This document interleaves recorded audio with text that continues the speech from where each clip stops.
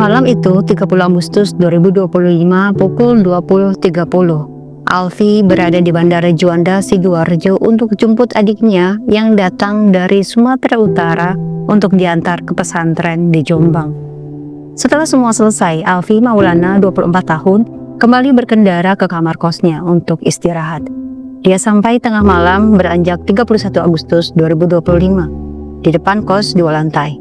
Alfi capek, tapi ketika pintu dia ketuk hingga menggedornya, Tiara pacarnya tidak juga bukakan pintu. Alfi dan Tiara memang tinggal serumah, padahal mereka belum menikah. Ini jangan ditiru. Di depan pintu dalam hati mungkin Alfi mengumpat karena pintu dikunci dari dalam oleh pacarnya. Badannya sudah lelah, dia ingin tidur. Menginjak pukul 2 pagi 31 Agustus 2025, setelah 1 jam di luar, pintu akhirnya dibuka oleh Tiara. Bisa jadi Tiara memang tidak mendengar gedoran pintu atau memang sedang marah. Tapi saat itu ketika sudah membuka pintu, Tiara langsung naik ke lantai 2, duduk di tepi kasur. Tiara mungkin berharap bahwa Alfi pacarnya itu akan membujuknya, menenangkannya, atau mungkin meminta maaf karena sudah pulang larut malam. Tapi yang terjadi adalah ternyata Alfi juga gak kalah marah. Cuma saat itu Alfi masih tendang. Menurut Alfi, dia sudah pamit pergi hari itu pada Tiara. Seharusnya Tiara tidak marah. Cara Alfi kemudian menatap Tiara sudah tidak sama lagi. Pikirannya sudah kacau. Setelah dibukakan pintu, Alfi mencari sebilah pisau dapur. Dia hampiri Tiara yang membelakanginya. Dan leher kanan Tiara bersimbah cairan merah. Tiara meninggal. Saya tidak paham apa Tiara tidak sempat berteriak. Karena lokasi kejadian atau kosannya itu saling berdempetan dengan pintu kosan lainnya. Selanjutnya yang terjadi adalah Tiara sudah tidak sama lagi. Anak cantik, pintar, dan mandiri 25 tahun asal desa Made, Kabupaten Lamongan, dicerai-berai di kamar mandi hingga hampir berukuran sama, yaitu 17 x 17 cm oleh pacarnya, Alfi. Ia sudah bersama selama 5 tahun yang sama-sama lulusan Universitas Trunojoyo Madura. Semua rasa cinta itu sirna, berganti benci, hingga Alfi merubah Tiara menjadi 65 potongan dan organ yang Alfi kemas dalam tas merah. Setelah 2 jam, jam 4 subuhnya dengan motor Yamaha NMAX putih, Nopol W6414AR, Alfi masukkan tas merah yang berisi Tiara ke dalam jok motornya untuk dibawa menuju ke jalur Pacet Cangar, tepatnya di Dusun Pacet Selatan, Kecamatan Pacet, Mojokerto. Alfi sampai di daerah itu sekitar 5.30 pagi. Dengan tenang, ia sebar potongan jasad ke semak-semak. Sangat percaya diri bahwa kejahatannya akan tertutup dengan sempurna. Di tempat lain, pada tanggal 31 Agustus 2025 malam pukul 8, ayam-ayam Suliswanto ngoceh tidak seperti biasanya. Ini aneh. Mereka biasanya berkokok pukul 3 subuh, sementara ini pukul 8 malam sudah bersahutan. Suliswanto khawatir ayam-ayamnya dimangsa, tetapi dia tidak menemukan apapun yang berbahaya di kandang ayamnya itu. Keesokan harinya, Senin 1 September, seperti biasa Sulis mencari rumput untuk pakan kambing peliharaannya. Bapak 2 anak ini mengendarai sepeda motor Honda CB 150, berikut membawa tas berisi peralatan untuk mencari pakan kambing. Sulis melewati turunan curam jalur Pacet Cangar, sekitar 1 km dari rumahnya. Dia lalu masuk ke semak-semak sebelum rest area Sendi 2. Saat ngarit, sekitar pukul 9 pagi, Sulis menemukan 4 gumpalan daging berambut, yang dia kira itu adalah bangkai binatang. Tapi 2 hari kemudian, ketika ia kembali ngarit di lokasi yang sama, dia tetap masih menemukan gumpalan daging di posisi yang sama, masih utuh, hanya sedikit mengering.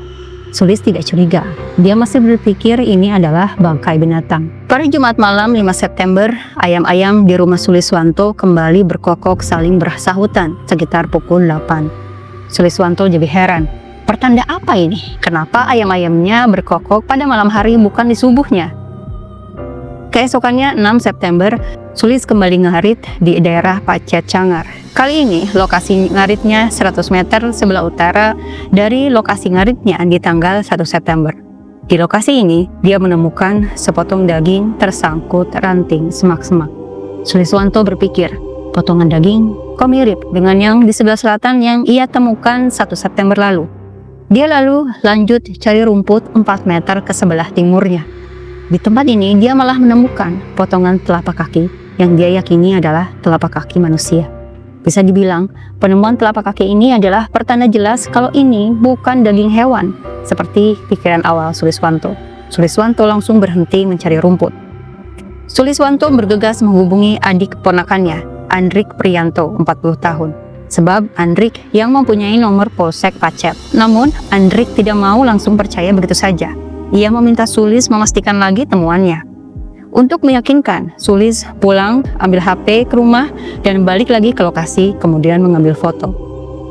Foto itu langsung dia kirim ke Andrik. Andrik ikut terkejut. Andrik langsung lapor ke Polsek. Menit kemudian adalah polisi dan para relawan datang untuk mengecek. Polisi pun melakukan pencarian besar-besaran sampai mengerahkan anjing pelacak dari unit Polsatwa Ditsamapta Polda Jatim.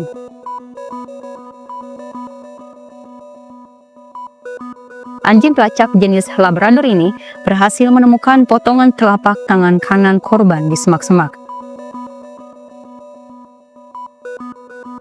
Telapak tangan kemudian dicek dan pada pukul 7 malam temuan yang menjadi kunci ini mengungkap identitas Tiara Angelina Saraswati. Data sidik jari ini mengarahkan penelusuran polisi kepada orang tua Tiara di Lamongan.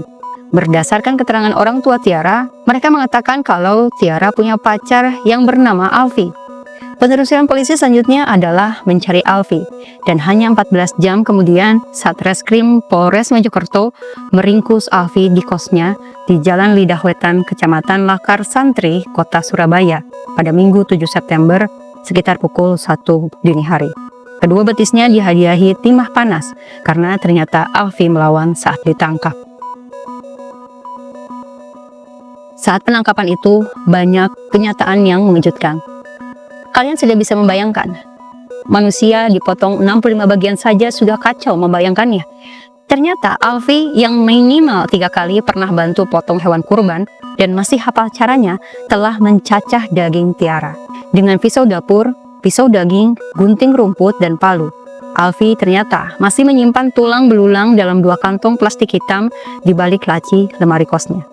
Jumlah potongan tulang di tempat ini mencapai 247 potong dan 22 gigi. Sebagian lainnya ia kubur di depan kosnya, yaitu berupa potongan tulang punggung serta tulang tangan kaki. Setelah Alfi diperiksa, rekonstruksi kasus dilakukan di kos tempat pembunuhan di daerah Lidah Wetan Lakasantri. Alfi dengan kepala pelontos memperagakan 37 adegan, dikelilingi warga yang marah selama 2 jam, mulai pukul 11 siang hingga pukul 1 siang. Rekonstruksi ini diwarnai kejadian horor, di mana 3 kali pintu depan kos Alfi dan Tiara yang sedang terbuka tiba-tiba tertutup sendiri. Polisi saja sampai keheranan karena tidak ada angin atau kipas angin yang mungkin bisa membuat pintu tertutup. Oke, ada yang masih. Mbak, kita mau mencari keadilan buat mbaknya, ucap petugas tersebut sambil kembali membuka pintu. Selanjutnya, petugas pun kembali membuka pintu tersebut disertai pelaku turun untuk memperagakan adegan mutil di kamar mandi di lantai 1. Pintu tersebut tidak lagi menutup. Heran? Pasti. Semua yang hadir dan melihat kejadian itu keheranan dan berspekulasi bahwa arwah almarhumah Tiara tidak setuju dengan keterangan Alfi. Kasus pembunuhan memang seringkali menyisakan keterangan korban. Pelaku bisa mengarang bebas. Tentu saja polisi Surabaya akan mengungkap yang sebenar-benarnya. Di rekonstruksi terungkap, Alfi juga mengubur bagian tubuh Tiara di depan area kosnya setelah sebelumnya membuang bagian tubuh itu ke rumah kos depan kontrakannya dengan cara lompat di area rooftop yang jaraknya kurang dari 1 meter dari atap kos. Tapi Alfi berubah pikiran ketika urung menyimpan di rumah kosong itu dan membawa kembali bagian tubuh. Ternyata ada tulang punggung yang jatuh di rooftop rumah kosong tersebut. Penjabaran kekejaman Alfi sebenarnya lebih sadis dari yang diceritakan ini. Terlalu kejam dan hilang akal untuk dilakukan oleh seorang manusia kepada manusia lainnya yang tengah memadu kasih. Kasus ini menimbulkan pendapat lain, di mana ternyata korban dan pelaku adalah pasangan pacaran yang sudah tinggal serumah. Bapak kos atas nama Budi dan Pak RT atas nama Heru Sebenarnya sudah berkali-kali meminta bukti kalau mereka sudah menikah seperti pengakuan Alfi. Tapi Alfi selalu beralasan KTP-nya masih ada di Sumatera Utara. Ketika orang tua melepas anak sebagai bentuk kepercayaan untuk bisa mandiri, tentu berita kesuksesan yang ingin didengar oleh orang tua. Tapi kenyataan pahit harus diterima oleh orang tua Tiara, Angelina Saraswati, yang berakhir menjadi 554 bagian. Padahal, apapun dilakukan oleh Pak Setiawan Darmadi dan Ibu Evi, jadi penjual es tebu, bahkan berjualan sempol dilakoninya untuk memenuhi kebutuhan Tiara dan adiknya yang berinisial R. Usaha orang tua ini menghantarkan Tiara jadi salah satu lulusan terbaik cum laude 3,5 tahun dengan IPK 3,75 di Universitas Trunojoyo, Madura. Ibaratnya, kepala jadi kaki, kaki jadi kepala, putar otak, banting tulang, demi agar anak-anak mendapat kehidupan yang lebih baik. Setelah lulus, almarhumah Tiara memang mengaku pada orang tuanya bekerja bersama Alfi, dan sudah hampir setahun ini tidak pulang ke Lamongan. Alfi sendiri adalah pacar yang sudah dikenalkan Tiara pada orang tua, dan mereka berencana akan menikah. Kesedihan tidak hanya dirasakan oleh orang tua almarhumah Tiara, Budiono dan keluarga pemilik kos pun terguncang. Pak Budi mengetahui kasus tersebut dari Pak RT.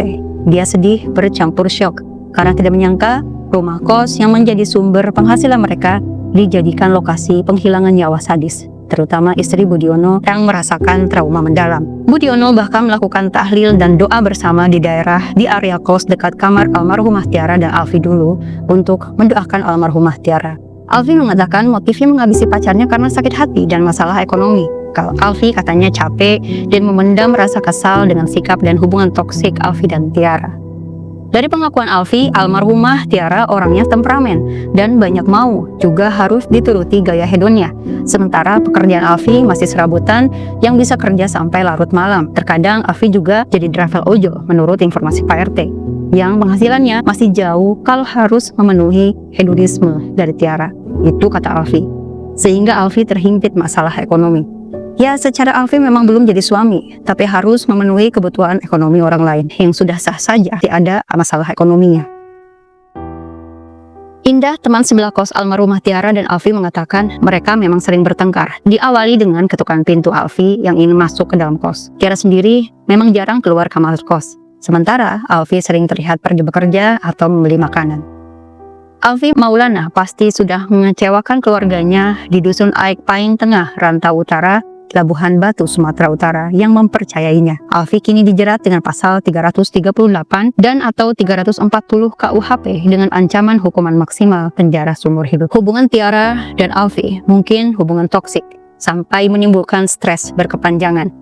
Mereka mungkin saling tidak bisa meninggalkan karena ada saling ketergantungan atau ada saling rasa takut hingga tidak sadar bisa membahayakan satu sama lain. Bagaimana menurut kalian? Tulis pendapat kalian di kolom komentar. Sekali lagi, dalam kesempatan ini saya ingin menghimbau, jangan sekalipun tinggal serumah ketika kalian belum menikah. Jagalah kepercayaan orang tua, jauhi hal-hal yang bisa membahayakan diri kalian sendiri. Semoga Tiara Angelina Saraswati diterima segala amal ibadahnya, dirahmati Allah dan keluarga yang ditinggalkan diberikan ketabahan.